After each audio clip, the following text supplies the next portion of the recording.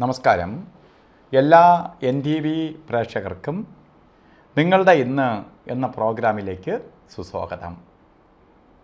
ഇന്ന് 1200 ആണ്ട് മേടമാസം 3-ാം തീയതി 2025 ഏപ്രിൽ മാസം 16-ാം തീയതി ബുധനാഴ്ച.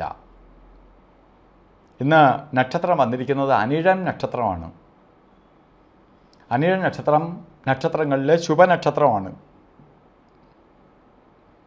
ശുഭകാര്യങ്ങൾക്ക് അനുകൂലപ്രദമായ നക്ഷത്രമാണ് ഇന്ന് വന്നിരിക്കുന്ന നക്ഷത്രം.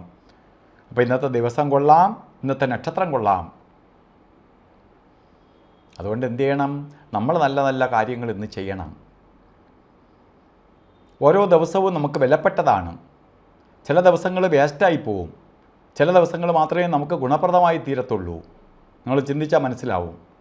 നമ്മൾ ഒരു 50 വയസ്സ് വരെ ജീവിച്ചിരിക്കുന്ന ഒരാൾ ശരിക്കും 10 വർഷക്കാലം പോലും അവർക്ക് ബെസ്റ്റ് സമയം കിട്ടിയിട്ടുണ്ടാവില്ല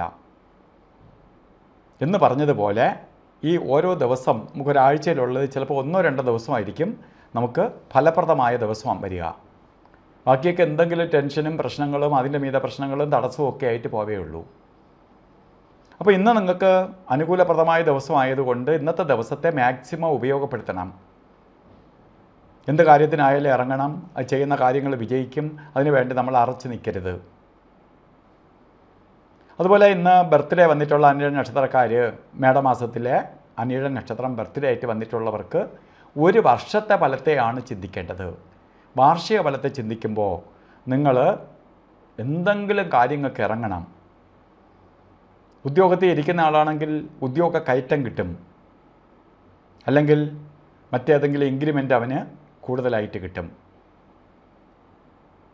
അതുപോലെ ജോലി ഇല്ലാത്ത ആളിന് ജോലിയെ കൊടുക്കുന്നതിനൊപ്പം ബിസിനസ് ആദി കാര്യങ്ങൾ ചെയ്യുന്നവർക്കും അവർക്കും അനുകൂലപ്രദമായ അവസ്ഥയുണ്ടാവും.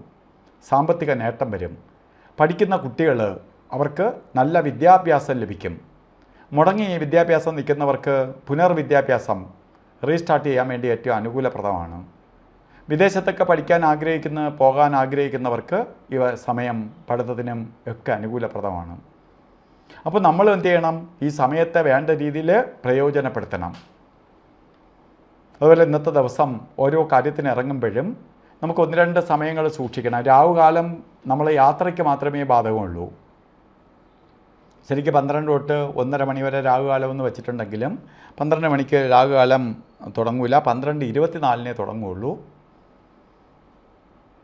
അതുപോലെ 1:30 തീരില്ല. 1:58 തീരുള്ളൂ. 1:58 തീർന്ന് പോകത്തുള്ളൂ.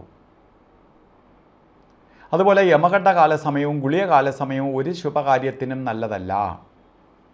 അതിൽ ഗുളികൻ്റെ ബന്ധം വരുന്ന സമയം 10:53 തൊട്ട് 12:24 വരെയും, യമകണ്ഠ കാലസമയം 7:49 തൊട്ട് 9:21 വരെയും.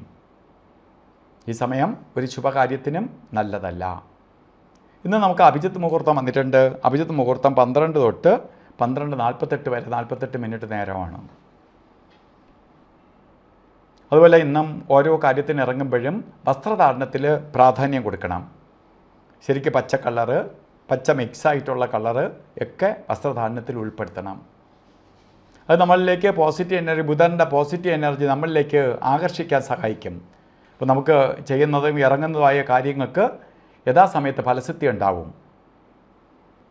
അപ്പോൾ ഇന്നത്തെ ദിവസം എല്ലാവർക്കും ഐശ്വര്യപ്രദമായി തീരട്ടെ എന്ന് പ്രാർത്ഥിച്ചുകൊണ്ട് നിർത്തുന്നു. നന്ദി, നമസ്കാരം.